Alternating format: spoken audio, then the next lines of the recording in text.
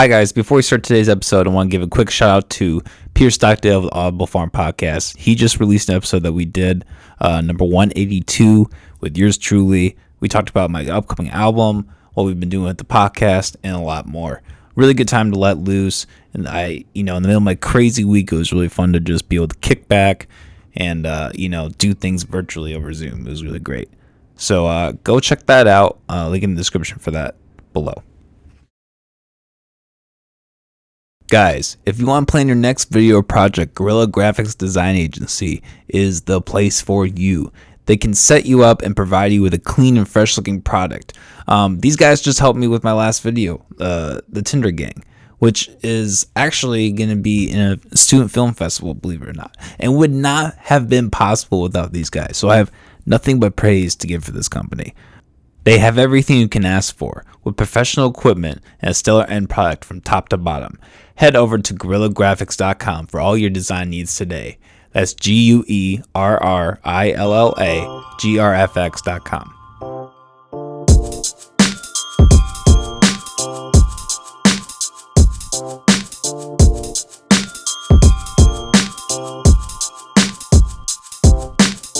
Hello everybody, you're watching / listening to McAllister Hours. We have a very special episode today. We are with the young creators, Riley Mobz and Juan Gomez.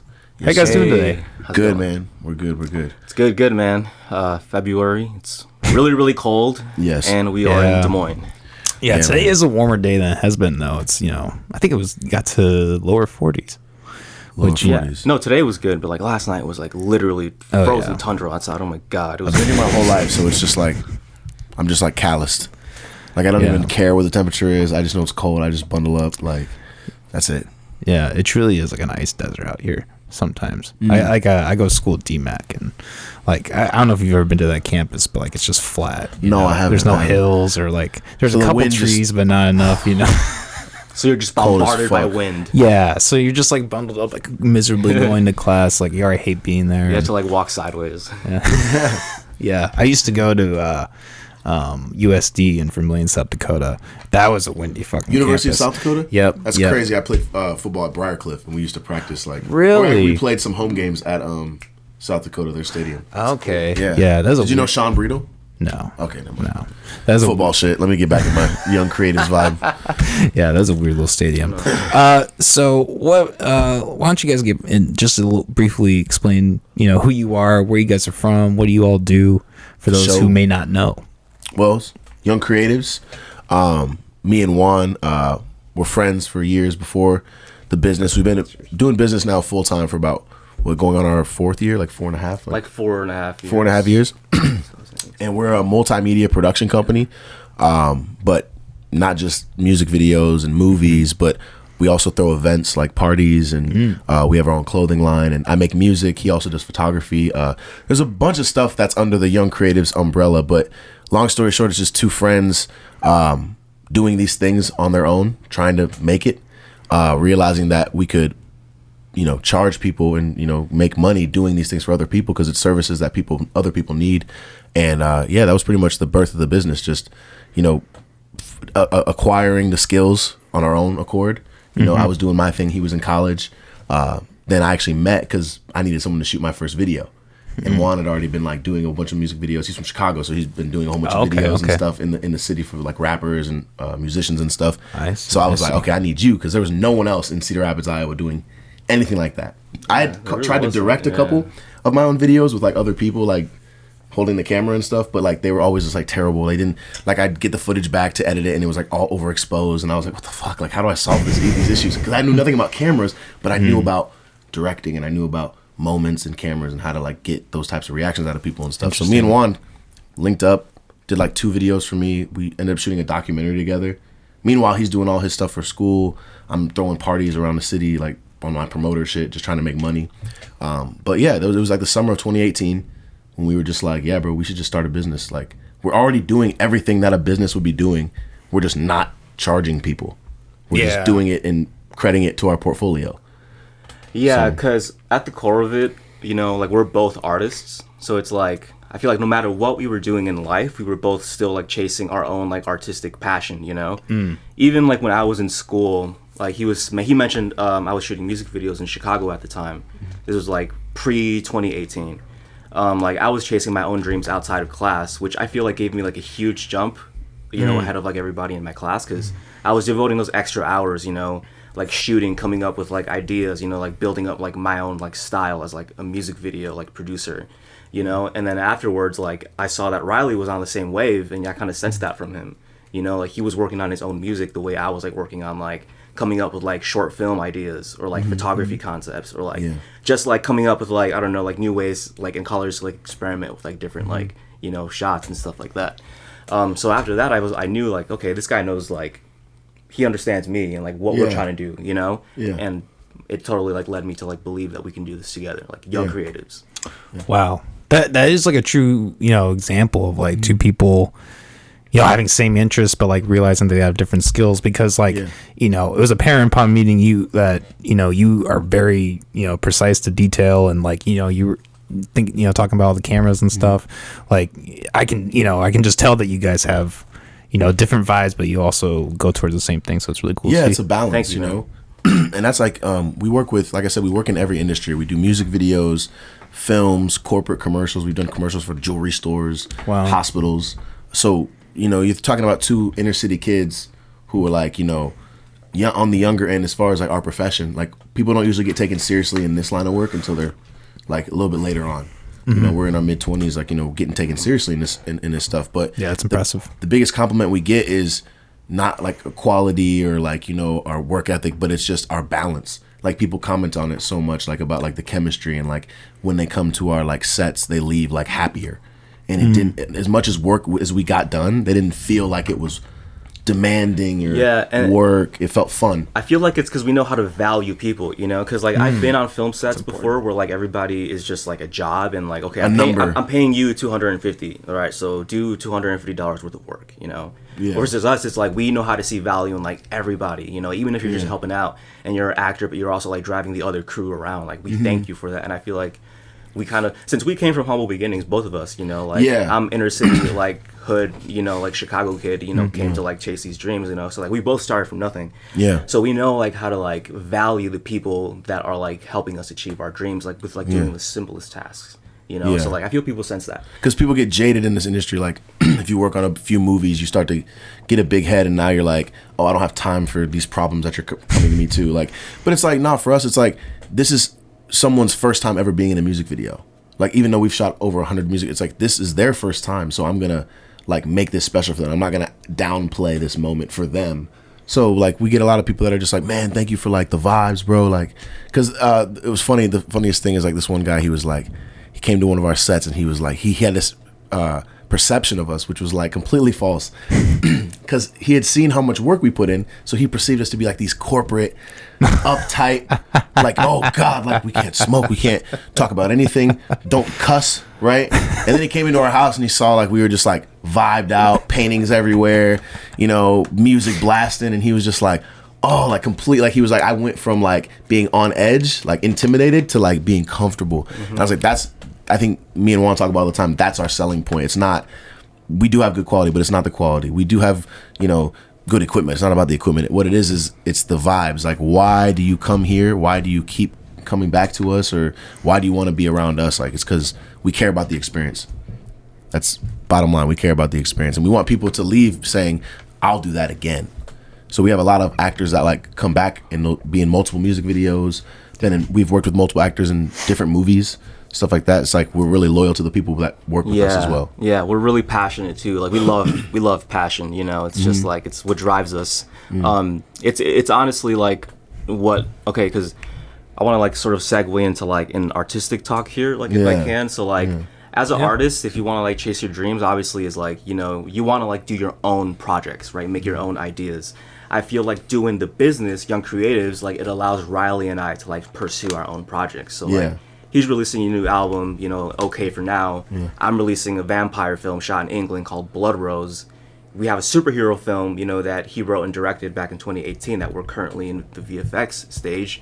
You know, these are all like our personal projects that allows to be done by like creating young creatives, if that makes sense. Yeah, and that was we go back real quick. That was like the main reason. It was we saw the opportunity to do this for other people, but it was also like I remember asking, I was like, bro, what do you want to do for the rest of your life? Like, what do you really want to fucking do? And he was like, dude, I just want to make movies. Because what I realized is that he also hated parts of society that I also hated. He hated the fact that every month someone wants something from you. All these people want stuff, and the only way to get out of it is to make enough money to not care. And that's like how we kind of see it in a way. Like the money and the success is just a freedom, a vehicle for us to go to England. Now our his fourth time going back to England this year to do some press work on the movie. Like being able to pay one of my good friends, John Limmer at Soundbox, to like mix and engineer my album and not worry about how many hours we're going over because I have the money to pay him and it's going to be good. Like that's really what Young Creatives is at its core, is a vehicle for us to do anything we wanted to do. Like on the way here, I thought of something. I was like, you know what, bro, we should do a throwback party. We should just rent a fucking venue and just throw, like nothing's stopping me from doing that. I can make that call tomorrow, you know, like $500 to rent out a venue. And then we trust our marketing. We trust the people that fuck with us to make that successful. So it's just a constant vehicle to do anything we wanted to do, like at any moment. Just not have society be like, well, you know, realistically making a movie is a lot of work. It's like, yeah, we made 3. Let's go. Let's make another one. Like, you know, like that's our mentality. If we're capable, let's do it. That's pretty much what I would say. That's nuts. Definitely, that's so true. Definitely a vehicle. Young Creatives is a vehicle. Yeah, that's why we do so much stuff, because it's like at our core we don't know what the fuck we want to do. Like, I mean, because he started out, he wanted to be an actor. Oh, okay. I still want to act in the future. Yes. Well, I'm saying like solely. You were like, you didn't even pick up a camera. That's what got me. Yeah, before even filmmaking, I was like, oh, I saw the movie Kick-Ass in 2009. I was like, oh, acting and filmmaking. Oh, I want to do that. You know, I want to be. How do I get on that TV? You know. And I was okay. How do you become a filmmaker? Oh, 0.01% of people become filmmakers in Hollywood. And I was like, dreams crushed. I was like, oh. Instantly. I was like, oh man, okay. So like maybe I could like learn how to shoot the movie. You know what I mean? And be the guy behind the camera. Yeah. And maybe then I'll create my own opportunities to be in front of the camera. You know, which we do. You know, like that's what we're doing now. You know. Yeah, like I was a lead in his movie. We talked about Blood Rose. It was based in England. I had to play like this like uptight, super edgy vampire, and I had like an English accent. So that was like, you know, him being able to just put me in that role, just because he's like, yeah, bro, I trust you. I know you can act. Like, here's the role. Like, imagine like how long it would take me to get a role being in England as a like as an Iowa actor. Like, be honest, right? Like, but we just create fucking opportunities for ourselves, man. Like, it's the funnest shit in the world. Like, you know, if no one's casting me, like, especially because now I'm getting more tattoos, so I'm like, my acting like hopes are just like going down every tattoo I get. Like, so I feel like you would do really good in Manchester, England, though, because like people out there, like you know how they practice American accents. Yeah, you would have a natural one, and they'd be like, "Oh, bro, like you're the American actor. Like here, like we but I feel like I'd get cast as like the drug dealer, or just like the shady college kid on campus that like might have done the murder." Yeah, that's like, so you know what I'm saying, funny. like in the Netflix series or something. Like you're the foreign exchange student that came from America. Like oh, he's an American like breakdancer. Like and they get like because I can't fucking breakdance, so I got a stunt double just like doing all the spins and stuff. Like that would make sense. I think about that all the time because as like, you know, being a black filmmaker, being a Mexican filmmaker, we don't really see a lot of. I mean, now we see more like, you know, people like Jordan Peele and like, you know, Tyler Perry just got his own studio. So black filmmakers are definitely on the rise. I'm not trying to take anything away from them, but I think still little boys and girls who are black and Mexican and like they don't think, oh yeah, movies, I can do that. I think it's more of a later thing, like different ways. Like, you know, a lot of actors like that got casted in the 80s and 90s were like drug dealers, kingpins, prisoners, gangsters. So it was like I didn't ever want to be that because my mom and everyone in my family told me not to be that. So why would I look at a movie and be like, oh yeah, that's what I want to be? But if like the first Spider-Man movie I ever watched was a like Black Spider-Man, I might have thought at some point I was like, oh, I could.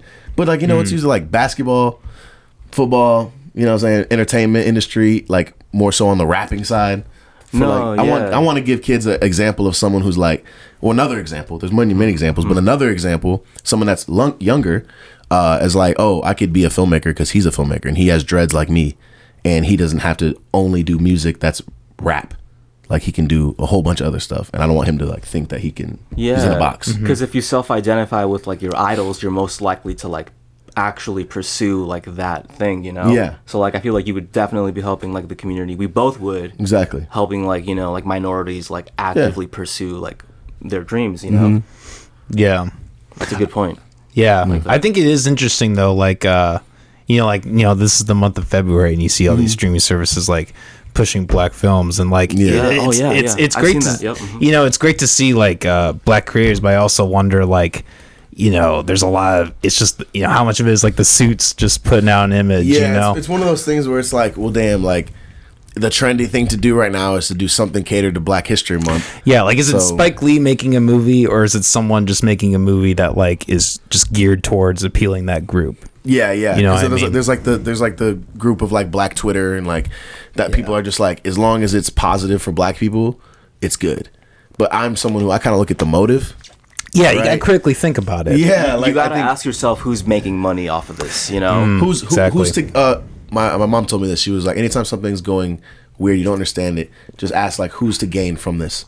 Follow the money as it is. Don't research, like, as it is, who's to gain from this? Like, and you think about that, you like start to think, okay, well, I'm sure they're gonna get a boost in sales for doing that. Yeah, exactly. It might be a good public perception, but yeah, I see that all the time, and I kind of just ignore it. I'll be honest, like, because think about it. I mean, it's happened since every year since I've been born. Like, so as a Black person, like, you start to like, exploitation of minorities. Well, not just or that, like but just holidays. the month, just the month. Oh, just yeah. Just Black History Month. Like, like you get used to like, oh, February, Black History Month. Oh, we're gonna talk about Martin Luther King this week, or we're gonna talk about, and it's just like, all right, like, first off, I know like Martin Luther King was like amazing. Yeah, he's a great guy. I never met him. He's a great guy. But there's other Black people to talk about, bro. Like, I'm just saying, like you don't gotta teach about Martin Luther King for 3 years in a row. Like, teach somebody different every single year. Like, every year on the month, it's always the same. It's their pick. It's their A-list guy. Yeah, and I'm like, there was so many. Like, he did amazing things. I'm not gonna lie. He's one of the most polarizing figures in history. Period. Not even just Black people, but there's a lot of Black. There's like the first rock and roll like Black people that like did like what's called the Chitlin circuit, which is like pretty much the Southern circuit of like segregated bars and stuff. They would like these first Black artists, like pre-Elvis, you know what I'm saying, like all these like pop. The ones who actually invented rock and roll. Yeah, the ones who were like in like the basements and like playing because they weren't allowed to play above ground and so like that's like, tell me about someone I don't know about. Like, if it's really Black History Month, let's celebrate someone I don't know. Like, because I probably don't know the first Black farmer who did this and did that, or the first Black foosball player or first Black Olympic. Yeah. It's just something, there's probably something I don't know. So, or like, even better, like, how about you go out to that community and like outreach and like try to interact, like, because I feel like a lot of people just are like, oh, hey, I support Martin, like they go and on here's Facebook and they post snapback. Woo, yep, exactly, 20% off. If you're Black, 20% off. Just send us a selfie. It's ridiculous. Yeah, it's just we live in America too, though. So you gotta think like there's people profiting off of way worse things. True. At least the message at base value is good. So it's like the only fucked up things that are happening are behind the scenes. There's some people that just the face value is fucked up and they're profiting. So it's just like, you can't really be mad at the brand who's doing everything that every other brand is doing. Like, like who you gotta blame one, you can blame all of them, and then it's just every brand that exists. Like Nike and fucking all these brands that are just like doing stuff around the month. I don't know. Yeah, I just think it's kind of like repetitive as a Black person. I just see it all the time. Yeah, I can't. Sometimes I forget. I'm not gonna lie. Like, it'll be like February 3rd, and I'll start to see all the posts rolling. And I'll be like, oh yeah. The way I'm reminded about Black History Month is because they make it such a small fraction of the year that you forget about it the rest of the year. And it's the shortest fucking month. I'm like, all right. Oh, and it's the shortest month.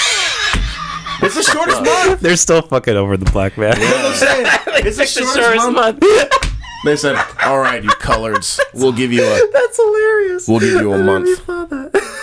We gotta do the opposite it's like, thing now. So what are the other 32 days months? in February 32nd. Make it the longest month now. It's like, so what are the other 11 months? Yeah. Like, I'd rather just not have a Black History Month and just you treat Black people better. Yeah. Well, that's my point. Like, just do that in general. Because then we have White History Month, and it's just like, all right, we don't want White History Month. Right. We don't want White History Month. That's every month, don't you know? Literally. But, so you guys mentioned going to England. I'm curious, how many different places have you filmed and like, done what you do? As far as movies, we've only done a movie out of the country in England. That was the only place we've like filmed. He's done a bunch of projects like film, like oriented, like photography in like Mexico. Like when you visited, he has a whole bunch of photos from there and stuff like that. We've gone to California a couple times, shot a music video there. We're talking about the U.S. Then we've Well, just anywhere. I mean, I think the fact I think you my guys favorite place that we've been so far was Malibu, but not because like Malibu, but it's just like this house. It was like a 30-minute drive up the mountains, and like the view was like amazing. So like Malibu was like probably my favorite. Yeah, first of all, I didn't even know that Malibu had mountains. When I thought of Malibu in my mind, I just thought like you know, beach, like those old racing games where it's like they have the Malibu map and it's like by the coastline and you can see like the sunset and like all the like the fucking beach street houses. racing games. Yeah, I was like, oh, okay, that's Malibu in my mind, or like Malibu's Most Wanted. But we, like you said, we were up 20 minutes up these mountains, and it's like it looked like we were in like the back roads of like Arizona. It was so high with no guardrails, bro. It was like literally Anxiety. just these mountains like poking through like the horizon, you know, and like it just felt so vast and made you feel like a tiny ant like looking at this vast, like it looked like there was no civilization. It was literally like a desert of mountains in Malibu. We were like, whoa, that's crazy. The funny part was we had this like super old Asian guy as our Uber driver. Yeah. And he had no fucking idea where he was taking us. Was great. So the artist manager, we're riding with the artist manager, and he puts in the GPS the address like up the Malibu hills, but he doesn't know that he's going up hills, so it's like an hour and a half drive, and the whole time he's like just like, you know, playing some like just like weird ass music, and he's just vibing with us, asking us questions. But eventually we start going up this hill, we start going up the Malibu like mountains, and he's just like, oh shit. He's like, oh buddy, you better tip me good. Yeah, he's like, you better tip me good after this one, man. Yeah, he was like joking, but he was like kind of serious though. Nah, he was dead ass, bro. He was dead. No, but he was joking, but he was actually like, haha, yeah. These mansions are like 5, 10, 15 million dollar mansions. Like they're so far removed from society. Yeah. We ordered DoorDash like for like lunch in between like just the 3 hours. It took 3 hours to get there, bro. It was so cold. That when shit it came. was soggy as fuck. Yeah, 3 hours. It was so bad.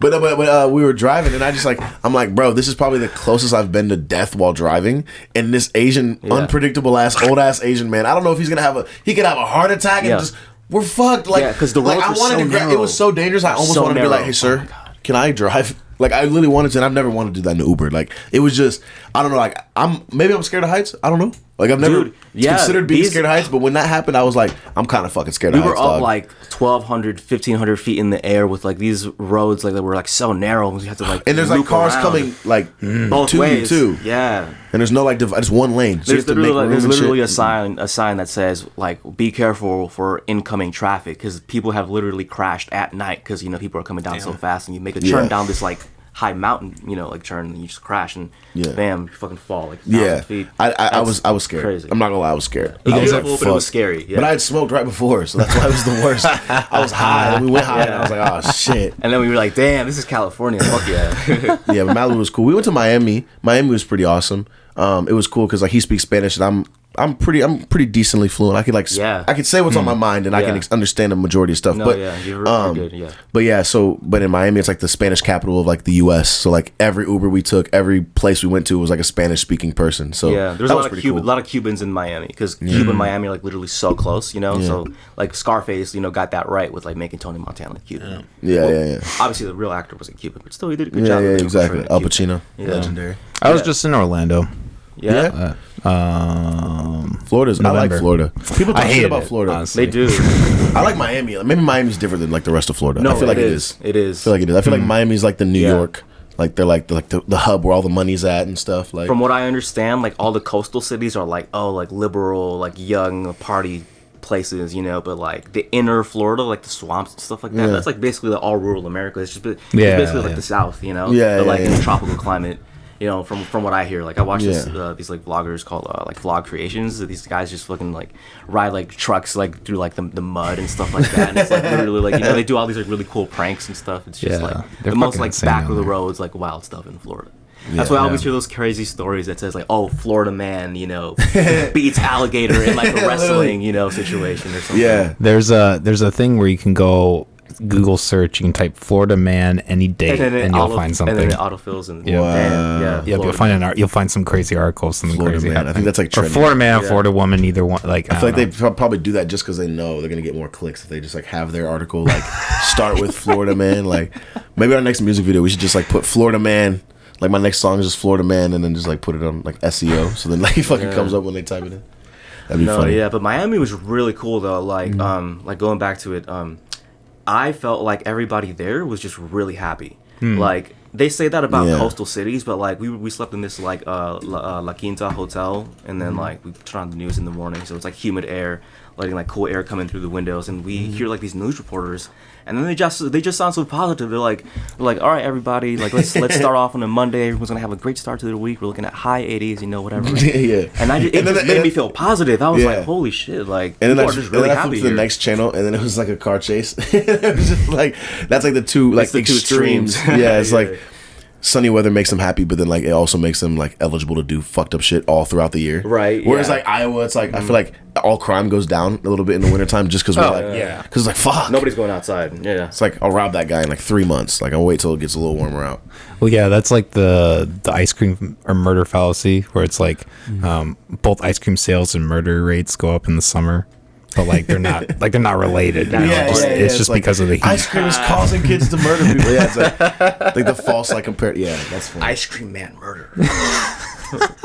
I guarantee there's a fucking mass murderer called the Ice Cream Man or some stupid shit. Like he like put The their Ice bodies Man. in his fucking freezer next to the ice cream, and, Yeah. Or he only comes with ice picks, so it deletes the evidence. Like once it melts, that'd be so crazy. or he makes his victim eat an ice cream cone after. Yeah.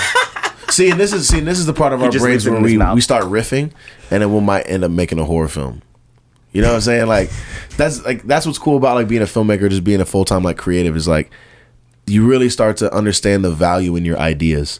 When you work a 9 to 5 and you're not really putting those hours in afterwards, or you can't, or you're just like, you feel stuck, you start to devalue your own ideas because the likelihood of you making them happen is less, and you yourself know that.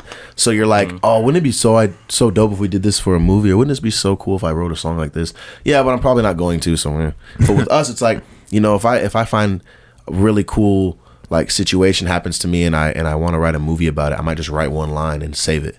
That idea, in the way I work, will be valuable in 2 or 3, 4 years. Like when I actually get around to having the budget to make that movie or something. So really understanding that there's value in your ideas, but they're not tangible. You can't hold it. So an idea, everyone has them too. They're like assholes, right? Like everyone has an idea. So how do you separate the good ideas from the bad ideas? Well, you have to manifest it. And once you manifest it, people will understand it's a good idea and they'll support you. Yeah. You know why I think that happens? You're talking about like if a situation happens to you in real life, you make a story out of it, and like you're most likely to make it happen. I feel like because like when something like that happens to you in real life, you sort of like create this personal connection to it. Yeah. So like now every time you're writing it, like you're not just like thinking of a creative idea, you're literally like thinking back to something that happened like to you, like something personally like within you. So you feel like more emotionally connected to like finish that idea because it happened to you. That's why they say write what you know. You're not gonna write a story about a firefighter if you don't know nothing about firefighters. Yeah. And that's why anytime you see any director like start writing something that they might not have had all the knowledge on, they study it. Like if there's a director making a documentary about monkeys, like guaranteed he was around chimpanzees and apes and stuff like that for 6 to 7 months studying them. Like there's no person that's going to take an attempt on a cultural piece, a biological piece, or like a human piece and not study the human that was. Will Smith's a good example of like he played that concussion in the movie Concussion. He played that doctor, the African doctor, and his African accent. There's about hundreds and hundreds of African dialects and accents. He had to get the right one, right? Because it's like respect, right? So it's like it's little stuff like that separate the best filmmakers from like the more lackluster filmmakers, in my opinion. Like taking that extra, like Joaquin Phoenix in The Joker. Like he's so in tune with like his feminine side in that movie, like the way he can move and the way but then he's also very much masculine and very like quick to anger and very much like a possessed soul in a way. Yeah, he's very expressive with his movements. Like the way he was contorting his back in that one scene, I was like, wow, when he's like, so, like how did he even do that? Like that was not CG. Like that was like. And then Christian Bale's another one. He's lost like tons of weight before in movies. Gained it back. He played Dick Cheney, right? Yeah. So literally had to put on like 200 pounds, like or some shit like that. He just like no fat suit. I want to have a fucking double chin. I want to eat. He ate. What did he say? He melted ice cream. Yeah. Because that was the quickest way to gain that many calories. That many calories. He ate it like soup, just Because he said he got tired of. At first, he tried eating like fried chicken and burgers, fast food. But then he said he just got so tired of eating 4,000 calories a day. He just said, "Fuck it, I'm gonna drink ice cream. Like, just make that shit quick, you know?" Holy shit! I didn't know that. Yeah, bro. And there's crazier stories than that.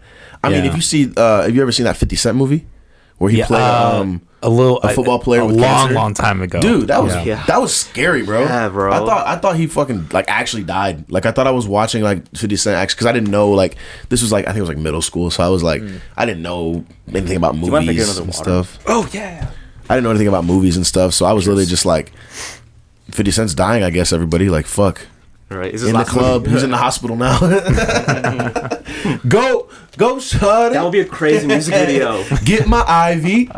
Right, but he still has like that shit. Like fat booty nurses. Like, yeah, but he's like around scrawny as fuck, and he's like he has like what's those like little like the wire things that he has. The IV stuff. Yeah, like someone's like checking his pulse, like doing his blood pressure. He's just like go, or like go. They inject Hennessy in his IV. That was so funny. That's fucking ignorant. That's great. Or hypnotic. His alcohol is. It was hypnotic. I think hypnotic, right? Or no, FN. FN is his liquor. Yeah, I can't remember. That's his new one though. I don't know. He does vitamin water too, so maybe that's some vitamin water.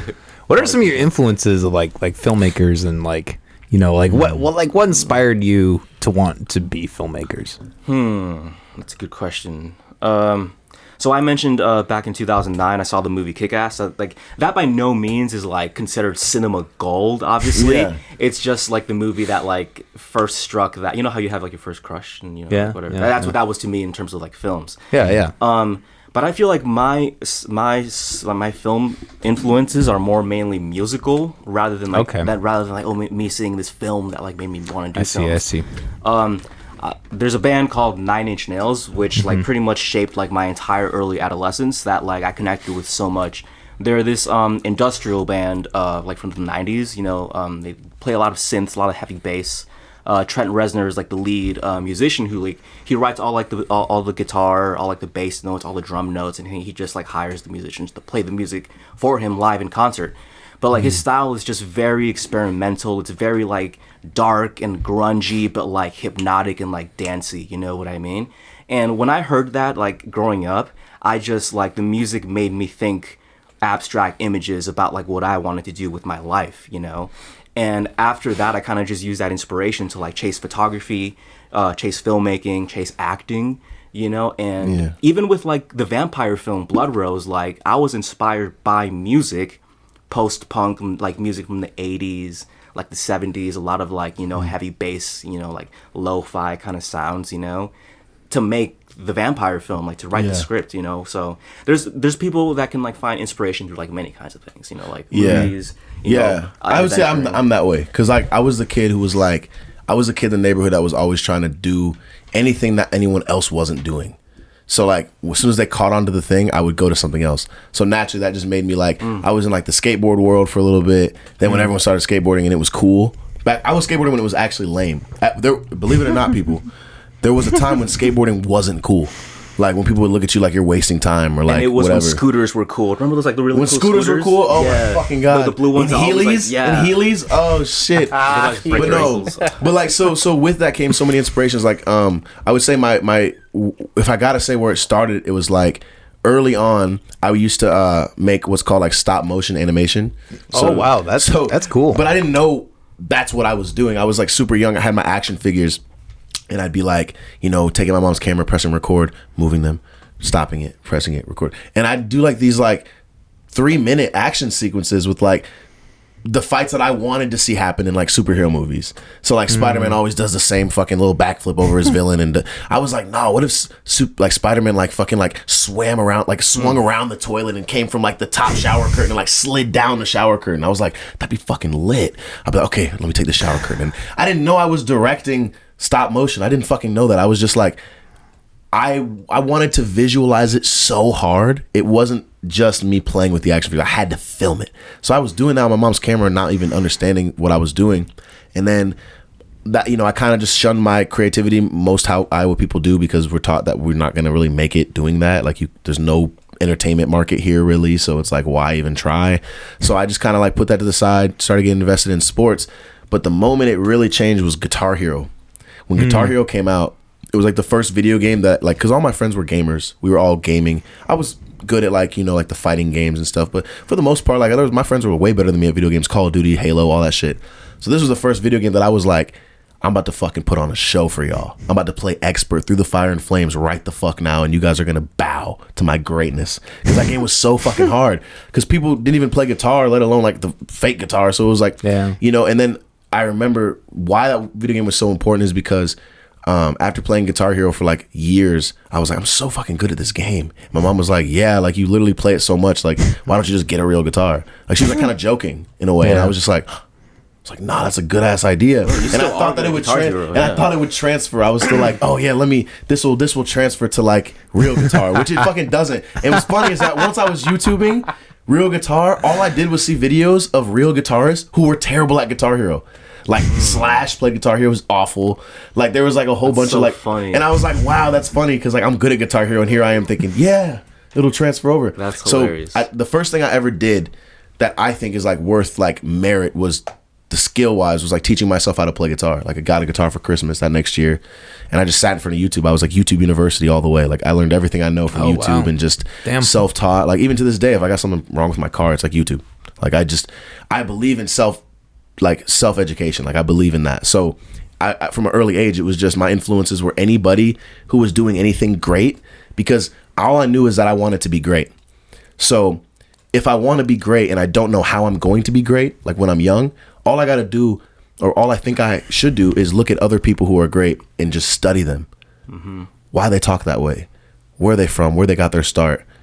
Why is that a big moment in their life? Like understanding why these people think the way they do, and then why you should adjust your thinking if some of your thinking isn't what's considered greatness, because there's flaws in everybody. So that's what I'm like. I'll watch auditions from like 10-year-old kids singing their heart out, and I'll fucking shed a tear because I'm just like, that's greatness right there.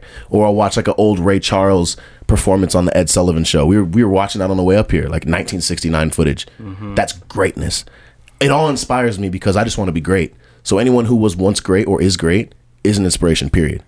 Like, because I just respect craft so much. Like no matter what you do, if you're the best at it, even tattoo shops, we both got tattoos like yesterday 2 days ago. Yeah, I still have my little plastic sleeve. Yeah, I had to leave it on for 5 days. So and we shout out to that guy, Old Ghost Tattoo in Cedar Falls. Shout out Adam. But yeah, he was super dope. Dylan was the dude who tattooed us. He was super dope, and I was like, hey bro, I just want to let you know that I'm supporting you. You know what I'm saying? Like, I want to follow him on Instagram, give him some love, like, because I'm all about anybody trying to be great.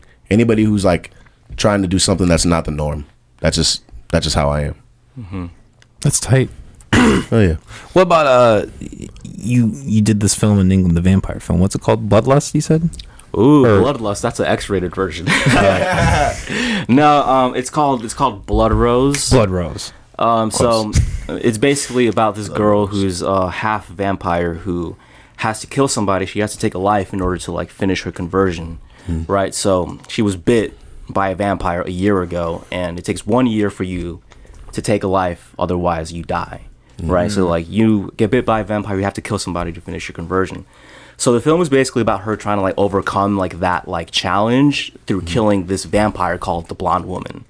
Now the Blonde Woman is somebody who bit another main character. He's like a supporting character, and his goal is to like also kill this Blonde Woman because she bit him. Remember, like you have to kill the vampire that bit you to like undo the curse kind of thing. So like the whole film is basically about these characters coming together, joining forces, and eventually like overcoming this vampire woman, right? She's like this ominous, mysterious figure. She's like almost like a symbol. We don't even see her face in the film. Yeah, we only see like the back of her, which makes it like really mysterious. It's actually really anime inspired, we're watching a lot of anime. We're watching a ton of anime with Riley here. Yeah, he really has put me on to a lot of anime. Well, that's a big inspiration too, real quick, just anime in general. Yeah, all of it. So all good. Of it, just all of it. But yeah, that's interesting. I feel like it's because anime knows how to like, they have no limitations in terms of like, angles and like directions and like things. Budget. You can make an explosion and it doesn't cost you $50,000. You know what I mean? Yeah. So like they're so good, So yes, we only see the back of this blonde woman. She's like the evil vampire, the evil force in the film, and we're constantly reminded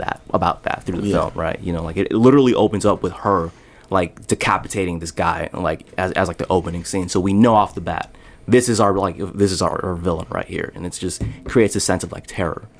So that's basically like what the film is about. It's shot in Manchester, England. Riley here plays one of the supporting vampires called Leo. Yeah, I play my wardrobe was like leather jacket, big black boots, like hair was down. Very Lost Boys inspired. If you've seen that movie. Very grungy, very dark. There's also some comedic moments too, which is I'm excited about, because I feel like with every type of like great film, there's like such a despair and comedy like related. Like they do a dance, because like what they'll do is we'll get into your heart with the comedy, but then we'll give you something that maybe you have to think about, or maybe it's uncomfortable. I was just talking about this in the last episode I had. Like when you do like a horror film, like comedic, like that, like that can't be like comedic element is such an important part of film, because like you need to be able to bring the audience back. Like if you just keep you gotta hit reset. doing shit. Yep. Otherwise, that's such a good point. I never thought about it that way, because Blood Rose it wasn't meant to be as like funny as it is. It's very much a dark comedy now. That it's finished. But that's the case with like, all films. It's like you kind of had to ride the horse in the direction that it's going, right? Like don't fight it, don't take your film too seriously. Especially if you're just starting out. Like, obviously you're not gonna have it to completion with like, all these budget restraints. Like you can't make these vampires fly through the air, even though like we know how, we just don't have like, like the means to so not too serious, but serious enough. And then I feel like people will get that sense, that it's a fun movie, especially when you're learning how to write scripts. Like we're by no means perfect writers. So sometimes when you write something, it comes across the screen a whole different way. But you can either get mad and say, no, we're doing something wrong here, or you can say, well, maybe when I was writing, I made an error. Maybe I worded this in a way that now makes the second stanza funny, when I could have just, maybe I shouldn't have a character say anything here, and maybe I'll just remember that I can do music here. I can do an ominous sound. A lot of times, a lot of people that first start writing scripts, they'll like make sure they write down everything that's happening. Like, oh, the character hears something, the character looks, the character realizes nothing's there. It's like, okay, but all that could be, a sound could say all that. You don't need words for that. So that's something that we've also been like, that's why I'm so excited that we actually filmed Blood Rose, and then we actually had some situations where one of the lead actors had to like bail out because of COVID, so we ended up having to reshoot like 50% of the scenes. Damn. But it was a blessing in disguise though, because he amended parts of the script that obviously he probably would have just let ride, because we're in England, like we're not gonna come out back, because that was the whole thing, we're in England, bro, we gotta finish, we're not gonna come back out here. But then when we got to the end, I was like, I could see he was stressing. I was like, bro, if you need more time, bro, like let's not rush this thing. It was a budget in disguise. It was a blessing in disguise, right? Because we went out to England in 2019, fall of 2019, to start the film. Didn't finish it, and we decided to go back the next year, but unfortunately COVID happened the next year. And it's like, okay, well, we don't know when COVID's gonna end. It's already been a year. Actors look just a little bit different, like 100% still like kind of the same, but just also just a little bit different. Weight changes, tallness, facial hair change, all that. So it's like, okay, like we got to finish this movie now, or we're not going to finish it at all. So it's like, okay, let's take that challenge. Let's get all these like COVID tests. Had to take like 30 fucking COVID tests. Like, Jesus Christ. Let's reestablish our connections out there. Get the Airbnb. Pay the deposits. Make sure all of our actors are ready. Start casting, and we went out and did it. We had to reshoot some scenes, but in the end, I feel like it was a blessing in disguise. Yeah. Because I think the lead. Shout out to Meg. She's the Alice. She's like the main character, Alice. We think that was a better choice in the long run. Like she's so much more like animated than we anticipated the character being. So like she brings so much to the film, so we're super glad that she ended up being a part of it, for sure. No, really though, Manchester's just so great for actors. Like they take it so seriously. They very seriously. All of England, honestly, like they take it very seriously. They see it as such a hustle out there, like upon like first, because I reached out to like Manchester Casting Social, which is like a Facebook page for like actors and like singers and musicians and all that stuff. And upon like the first casting notice, I got like 30-40 comments of people who were interested. Like I actually had the opposite problem, where instead of not having enough people, I had to like turn down so many people, like just filter through the right person. Exactly. And we did online auditions, so like they uploaded their auditions on Google Drive, and Riley and I like sat through them, and like we kind of like decided both like who we thought was like the best. And it's hard to cast for a film because you don't want to be the person that tells someone no. Like, you don't want to be the person who says, yeah, I know you're looking for an opportunity and you've been looking very hard, but not going to be here. Like, but there's so many things that go into it. You could have a perfect audition. You could be punctual, professional. But if your hair is just not the right texture we need, or if your face just isn't the right face we pictured on this character, like, it could be as simple as that. Like there's like in Hollywood it's cutthroat because people they'll sit outside in the waiting room for 3 hours, walk in and not even get to say anything because as soon as they walk in, too fat, sorry, next, not tall enough, literally, like, and then you sat 3 hours just for the opportunity to be judged and turned down. So it's like we try to like really, if we can't find you a role in the main cast, we really try to find out other ways you can be helpful. Like another thing we deal with is like if we work with, you know, a model, for example, for a music video, and it's like, okay, well now she's been in 2 or 3 videos, or even if we get like our friend Johnny, who's like a really good actor, like, okay, he's been in like 2 videos this month already. We can't keep putting the same people in stuff because then it saturates their brand. It makes them like not as valuable when you see them on camera the next time because you're like, oh, they're always doing stuff. Even us, like when we first started the business, we dropped like our first 4 or 5 videos. They're blowing up. Everyone's like, holy shit, these guys are great. But now it's like they're used to it. We've gotten better videos, more quality. But it's like once they get used to you, and I feel like that's a good tidbit about marketing because I feel like, you know, with you starting your like new season or whatever, and like with us, like, you know, traveling a lot more, trying to get out there more, I feel like a lot of people that are watching this might be in similar positions. So one thing I would have to say to that is you got to make sure that you don't let them get used to you. Like you can't, even if, I don't mean change, I don't mean don't do what you're known for doing, but find different ways to deliver what you have to offer in ways that you don't see other people doing it. Yeah, make it interesting. You need to just innovate. make it interesting. You need to innovate. Think about what makes you scroll, and then stop. What makes you stop on something? Okay, well, do your version of that. You know, and that's how I see it. I just see it like like the people I'm trying to impress, the fans I'm trying to gain, they're me, because people have my fandom, people have my support. Who are those people? Okay, well, my favorite artist is St. John. Why do I love St. John? Well, he has amazing cover art. I love that for his last single, he drew it with crayon. That's creative to me. Did he actually draw it? Like he drew that shit. So I like that shit. Like that's really dope. Cool. I'm someone that you'll get me with the story. Because each fan has a different way of latching on, right? There's some people that like hip hop that are gonna be like, oh, he has a nice chain, he dresses nice, I'm gonna be his fan. But then there's people that are like, ooh, I like that he's from the South and he stays true to that because I'm from the South. Boom. And then there's people like me who like a good story because I'm a storyteller. So someone like Akon, who was like this African guy who came in and like swept the pop market off like their feet with like the #1 selling pop artist, and he's an African guy in America. Like that was not happening, right? Like T-Pain, how he revolutionized autotune. Like I like a good story. So those, like, I'm always a fan of people with the story, with and their story's not done yet. Like it's still being written. So you find out why you like something and then do that so then you can have people like you supporting you. That's how I see it. Yeah, I like that. What would you say, like, because I imagine that there's quite a leap from like doing music videos to like taking off film.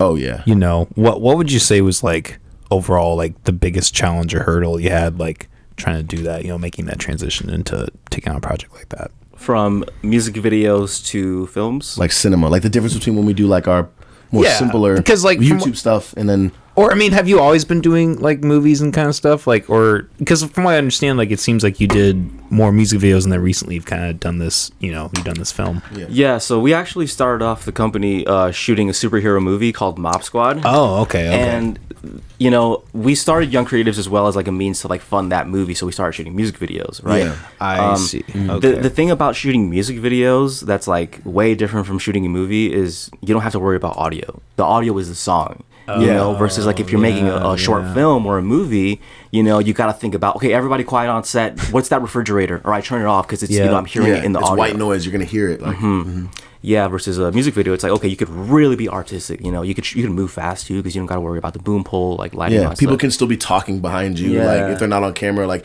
it's one of the biggest things is it's much easier to keep people's attention at a music video shoot because you're playing music, so people are naturally kind of like dancing in a vibe. And then if you're shooting, so say you're shooting the extras, but you need your main artist and like maybe the more important parts of the cast to like be over here doing something. Well, they can talk and have fun. You don't have to be like, hey, be over here, don't do anything, and also be quiet.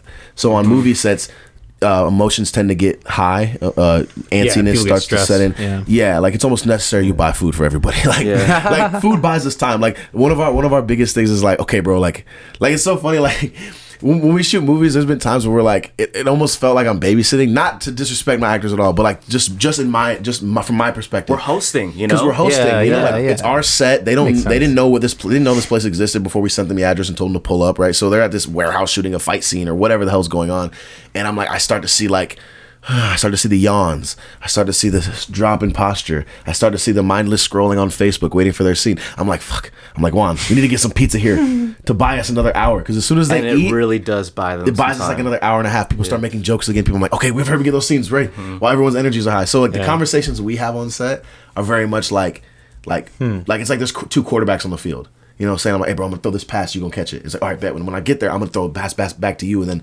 because we just don't want anyone to ever see any frustration. We don't want anyone to ever see, we don't think our cast should be having to solve problems that are our responsibility. No, they should only be focusing on the acting, you know, because on their responsibilities. I know if like I was an actor and like, you know, like I was told to like, you know, go get some duct taped or like, you know, go like help hold this boom pole, I'd be like, okay, but like I'm not focusing on the next scene. Yeah. You know, like my next like scene that I have to like be really emotional in or something like that. In the indie film community, it's very hard to do that because, you know, a lot of people aren't getting paid. So it's like, hey man, can you just like hold this boom pole? Of course I can, man. I'm just a non-paid actor, you know? Yeah. But for us, it's like we really want to like establish, like there's been times where actors have helped us out, but it's been like our close friends, like people that like would be helping us out even if they weren't in the movie type thing. But if it's like a first time appearance, like we want to make sure that they understand that we respect their time and like the film community is much more different from the music video community, especially because you want to make sure you please everyone, whereas a music video, you only have to please the artist, essentially. Yeah. The artist is like the person paying you, right? If his entourage is being disrespectful, it's on him to say something. Or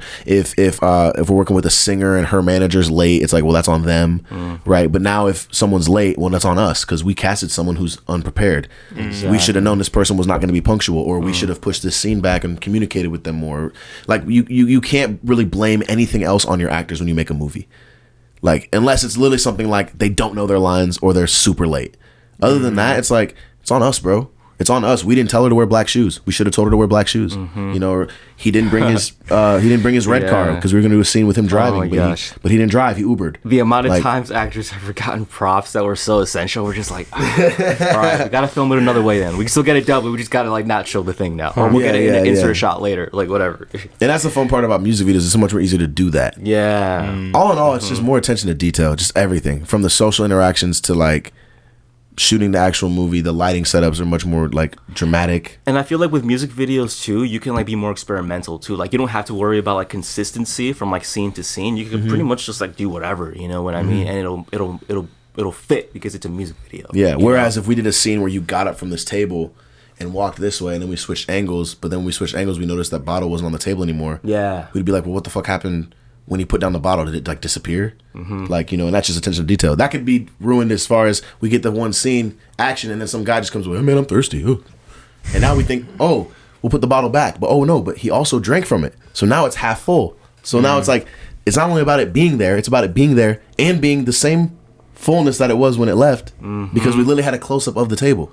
Whereas if we shot it up high when we didn't see the table, now it's not an issue. So it's all these variables that lead to other variables of things. So you have to figure out which road you're going to take that's not going to create 4 other detours along the way. You have to make sure you take the most concise path each time. Yeah, for reference, that's usually like the script supervisor's job is like to like watch for continuity errors. Yeah. And even then, there's like films like that are out that have continuity errors in them. You just don't There's a notice Starbucks them. cup in Game of Thrones. Yeah. They forgot to remove it. Yeah, it was like a big thing. It was like all over Twitter and stuff like that. In the final, I think it was the final season, they had a fucking Starbucks cup just right there. There's a scene in the Coffee movie. cup. There's a scene in the movie Pearl Harbor with Ben Affleck where like the ship's getting attacked and like Ben Affleck is running down like the corridor and like water's like splashing in. You literally see the boom operator with like a pack with like all of his recording audio. It's literally in plain sight.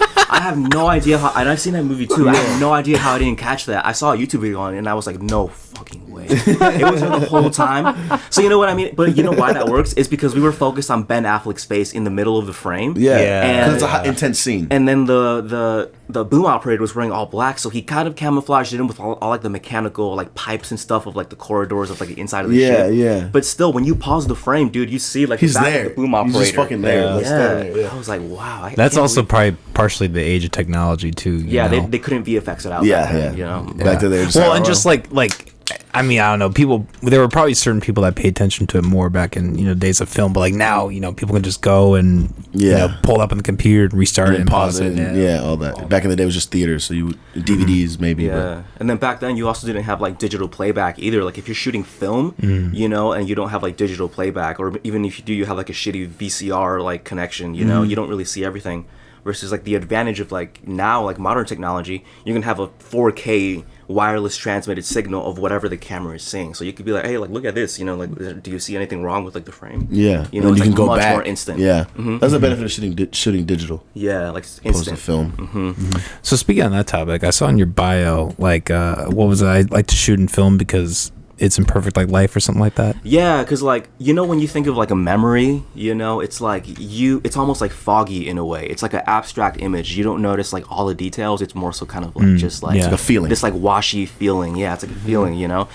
I feel like film, specifically like 35 millimeter like camera film, that captures like what I would feel like a memory is. You have like grain, you have like this texture with like the way this that weird the glow in your roll eye that happened, like that weird red eye thing that happens sometimes, like all these like, things. Like it's like your vision in real life is like sharp in certain areas, but it's blurry in others, and that creates like a natural feeling. And I feel like that's what film does. It makes it feel more like true to life. Because even the most perfect picture on film still looks like it's grainy, but it's like imperfectly perfect in a way. And don't get me wrong, like there's times for digital and then there's times for film. It really just depends on like what your objective is, like what's your direction. The medium is the message, right? So it's like, what does it mean that you're shooting on film? What does it mean that you're shooting on digital? Are you shooting a sci-fi film, or you're probably shooting digital because you're doing a whole bunch of VFX? Or are you shooting like a biopic that's supposed to take place in the 1970s? No visual effects; it's all practical. Oh, you're probably shooting on film to make it feel more old and like vintage, true to life, vintage. Yeah. But I started shooting film probably 2018. At my senior year of college, I was introduced to like photography, and before then, like I was only taking like digital photos. I was like, all right, photographer, like digital photos, whatever. Didn't even think about film. I kind of just took this classes like, oh, like I can pass this like super easily. Like how hard can film be? And I was a natural at it. Like I loved it so much. What I like the most about film is you kind of like have to wait to get your pictures back. Yeah. So you take 36 pictures on your roll. You set Can't view them. You set it out to develop, and then you wait 2 weeks almost, and then you like get them back, and it's like you look back through the roll, and it's like you relive those memories again. It's like you relive every single frame that you shot, and I don't know. There's just something like magical about that I like. It's very it's like reliving a memory, like seriously. Some of our best photos of like the whole business, like the history of the business, are taken on film. Like yeah, and we have not shot film in like the motion picture. Like movie film. We will though. Yet. Okay. But like we will. Like we definitely. Like I plan to like eventually in the future like experiment with that. Even for like music videos too. It might actually be more cost effective to shoot like film for music videos versus film for movies. Because like I'd say on average like every music video we shoot around like 30-35 minutes of footage, sometimes 40 at the most. Okay. That in equivalence is probably like, I don't know, like 3 rolls of film, which would cost around like a little over $1,000. But that's like when you're paying for like that really cool look that nobody has. I feel like that's worth it. Yeah. Especially the bigger budgets too. Yeah, exactly. That's why it costs for artists to invest in themselves. Like, if you're an artist who is coming up new wave and it's like, we want to separate yourself, like invest $1,000 in film and like get your music video shot on film. Like you're gonna stand out immediately. Yeah, it's gonna be interesting to see if digital catches up to if we were able to get to a point where we can completely replicate film on digital. Yeah, that's true. It already is getting really close. Like there's a difference, but you can. There's a lot of like overlays and like stuff you could do with it. We've done it before where we try to emulate film. Obviously, it's never perfect, but we do get close to it. Obviously, because like I shoot film, close. So like I know the like, vibes there. I know what it would really look like. Yeah.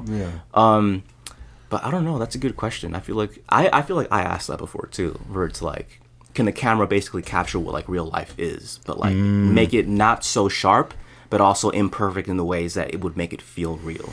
Yeah. Because there's also like a debate talking about like the new cameras that are coming out. You have like 8K, 12K. Like when are all the K's gonna end? Where's gonna be the last K, 32K camera that's coming out? At this point, it's like we're coming to a realization as like filmmakers that higher resolution doesn't necessarily mean that it's more cinematic. No. You know what I mean? Well, think about all the found footage films that still win awards today. Yeah, 1080p, Like, 720p video. Yeah, You know what I yeah. mean? You could shoot that with like your iPhone, and then you can An old iPhone too, not even like a new one. You could Yeah. shoot that with like the No. iPhone 7. No, seriously, like that's why as like a filmmaker, you know, like if you want to chase your dreams, you don't need like the most expensive camera. Yeah. If you have like a little Canon, you know, camcorder or like your phone, like you could, if you know what you're doing, you can make a film. The story is what's more important. Exactly. Because I've watched films, like I remember some of my favorite films are like I love Paranormal Activity. Like I know people shit on it, but it's like I think it's really great. Yeah. And it's like one of those films that like keeps me on my toes every time I watch it. And it's just like that film's budget was what, like I think it was like $10,000, and that was mainly paying people, not even Literally. like because they had one house, they had one camera. It was mainly just paying the actors to be like, hey, show up. You know, like you didn't like have to pay for explosions or scary special effects or anything. It was just You know the Blair Witch Project, right? Yeah. That movie, okay, the found footage movie. Okay, that movie was shot, I think, for like a budget of like $35,000, which was like nothing. And they sent it to film festivals. You know, it got some good things. It got recognition. And then what they did afterwards was that they put $250,000 of post production into what was already shot. Mainly for sound re-editing. You know, Okay. they re-edited the footage to make it more suspenseful and more scary. So that's like pretty much like what happens when like films like win these circuits and like get picked up by bigger companies. They're like, hey, we see potential in your film, but we could re-edit it, you know, add some new sound, and then bam, market it to like a whole new audience. And then, you know, and that's kind of like the stage we're on now. Like, so we have Mobz Squad, which is a superhero movie written and directed by me. Then we have Blood Rose, which is a vampire film we shot in England, written and directed by him. And then we have another movie called The Other Side, which is kind of like our short film more so. It's about a film about homelessness. And all these films, you know, the goal is to obviously get these on Netflix or to get these on Hulu or something. But we also have mastered, I think, what it means to market a project like independently. So, you know, if that never happened, we'd be able to set up some type of link or, you know, do like a tour where we already rent out our own theaters like nationwide and like pay them to put it in there and have like opening days in other cities and stuff. So really making movies, like our goal is to eventually get some type of traction to either remake maybe one of these movies or like in that Blair Witch kind of situation, like put more money into post-production for a superhero movie, because obviously a superhero movie could always be fucking more effects and more lightning and more fire and all that stuff. So yeah, so that's where we're at with our movies. But that's like what's exciting is that is literally the most impressive part of what we do, and it was the first stuff we started working on, but it's still not out. So it's like we're literally sitting here like all the stuff we're getting credit for is not even our best shit. Like the movies are our thing. That's how much perfectionists we are, right? Yeah. It's like whose painting is that, by the way? That's mine. That's your painting? I knew it was his. Okay, cool. Yeah. Okay, so like you understand. This is fire. Hold on, I want to show the people. Yeah, Can I show the people? Sure. Go for it. Show the people. This So- shit fucking fire, man. Your creators approved this motherfucker right here. Yeah. So you understand that as a painter, like as a painter, you have to know when it's done. I'm gonna block Yeah. you for a You second. know what I mean? Go ahead. Hey, that shit's cold. Thank you. Yeah, this is really good, bro. Yeah, man. Hell yeah. That's really, really cool. Yeah, I actually made that for We Molly. ain't the only artsy motherfuckers up in here. That's so cool. I heard you you. make music too, bro. Yeah, I'm a Make rapper. music? Yeah. What I was- watched with Lil Babyface. We watched that episode. Oh, do you know him? No, I don't. Oh, you I don't. just saw that I'll be episode. honest. I clicked Oh. on like the coolest name. I was like, okay, we gotta, because I had watched a couple of your podcasts when I first messaged you. Yeah. But then I was like, oh, hey Juan, just in case he hadn't, I didn't know if he had watched. You did some research on your own, but I was just like, we should probably listen to his podcast, another podcast on the way up. And I played. I was like, I'm just gonna pick like the coolest name, whoever looks the coolest, and there's like Lil Babyface. Like, all right, bet. Clicked on it, and I heard you were doing like that was obviously an old episode. I think that was the 9 month ago one. Yeah. But you had a project that you were working on with him. Yeah. We have an album coming, or not we, but I have an album coming out March 20th. Okay, so it's not out yet. Nope, Great, it's not out. great, awesome. Oh, like Looking forward like to it, you bro. are like making music. That's so interesting. Yeah. The album's actually called "Enjoying My Time in Hell." Basically, it's Ooh, like is that what like that is inspired by? Your Tell- painting? please tell me that's the album a cover. little bit, but Please tell me that's the album cover. no, it's not. Okay, no. okay. I can show you guys after we do Yeah, this. definitely. Yeah, definitely. Yeah, I mean, basically the concept is like, like I'm a Creed, and like a lot of point of my music is like to piss people off. So this is kind of like this is my grand opera of like pissing people off. Oh, like this album. okay, It's okay. very, kind of emulates what I try to go for in the show too. Like I just have a very like brash personality, like blunt. Like Yeah. I just tell people how it is. Of course. Yeah, that's the way you should so, keep it. So what's in life, what's something that's that the best you way. what's like one of your, because if you're brash, I'm also brash. I have fucking pet peeves. Like I don't give a fuck who you are. I'm gonna tell you about yourself if I feel like I need to tell you about yourself. So what's something that you like snoring for me. If you fucking snore, I swear to God, Oh my I will gosh. fucking smother you with a pillow in your sleep. I get so upset because to me, if I fall asleep before you, I don't care. Like if I wake up in the middle of the night and I'm dead tired and you're snoring, whatever. But if it's like we both went to sleep at the same time and I can hear you in the other room or you're on the couch or you're on the floor and it's just fucking snoring, I do that thing where I'm like, hey, wait for them to stop. Because they stop for like 4 seconds and then they go back into it. keep going. I will literally just fucking assault you with pillows until you just either fucking train yourself to stop snoring or until I fall asleep before you. Because I know I'll hit you with the pillow and I'll know, okay, I got 45 seconds before they start snoring again. And I'll hurry up and try to fall asleep in that amount of time. So that's my thing. I fucking hate people that snore. I hate people who fucking, what's something I fucking hate? Let's talk about what we hate. Fuck this. Fuck this shit, man. All this fucking love and creativity and I'm shit. about what I hate too. Yeah, what do I hate? Do you guys ever listen to Ben Shapiro? Oh Yes, yeah. I love Ben Shapiro. He has. Yeah. You probably know his segment where he's like things I like and things I hate, and Oh, sometimes yeah, he yeah. sometimes he's so mad that he just skips the things he likes. Like these are just things I He's hate. like, fuck it. This is just things we hate. Yeah, fuck it. No, I hate oh dude, I'm such a I don't judge people, but Yeah. I credit the source, right? So if you tell me, oh, you need to do this, you need to do that, you need to do this, trying to tell me like almost framed it like you know more than me. I hate people like that. Unless you literally know more than me. Like if Will Smith's trying to teach me about the acting game, all ears. Yeah. If the fucking homeless dude at Quick Trip's trying to tell me how I can get a better angle if I stand over here, I'm like, yo, my man, like just get out our shot, bro. Like no shade to him, but it's like I'm gonna credit the source always. Like you know, even when I give advice to people, I even like Credit it's like the well source. who as a source, how valuable am I to like say this to this person? Like you know, it's like I've never like owned a house. I'm gonna tell you how to own a house. Like no, probably not. Like you know.